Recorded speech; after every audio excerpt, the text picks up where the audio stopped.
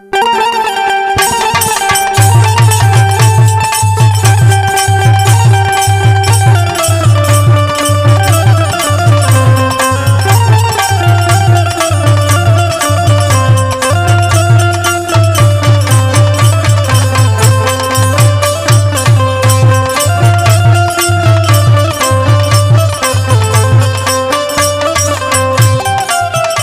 सखी का हो? अरे सुना सुना का बोला? तोहार नई नई भौजाई आईनी है। हाँ। कैसन बानी तनी उनके बारे में बतावा हो। अरे काहे ना, सुना सुनावा। भौजी पातर बानी हो, भौजी पातर बानी, कमर लाचेदार हो, घूम जिला शहर सखिया। भौजी पातर बानी कमर लाचेदार हो, घूमे जिला शहर सखिया।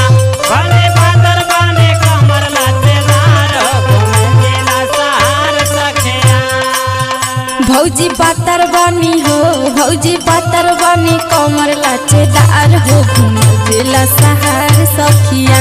भौजी पातर बानी कमर लाचेदार हो, घूमे जिला शहर सखिया। भौजी पातर बानी कमर लाचेदार हो, घूमे जिला शहर सखिया।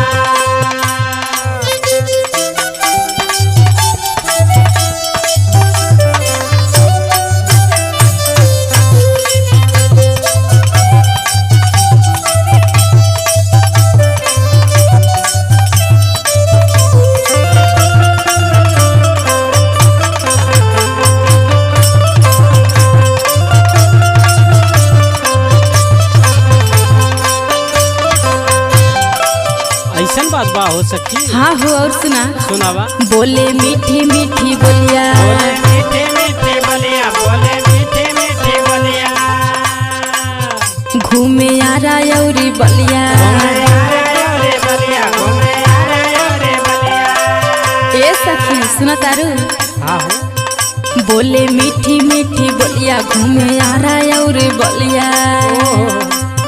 उता झुमका पहने हो, उता झुमका पहने, सुना सानेदार हो, घूम जिला शहर सखिया। वो तो झुमका पहने सुना शानदार हो, घूमे जिला शहर सखिया। वो तो झुमका पहने सुना शानदार हो, घूमे जिला शहर सखिया।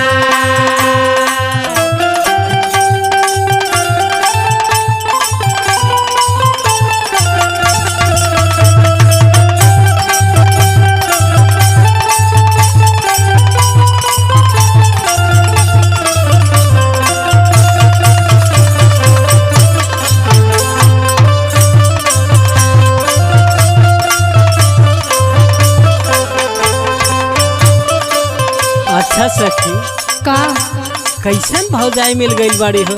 अब का बताई तुम्हें, और सुना। सुनावा। चले चाल माता वाली, चाले चाल माता वाली, चाले चाल माता वाली। सड़िया पहिरे नेटा वाली। सड़िया पहने नेटा वाली, सड़िया पहने नेटा वाली।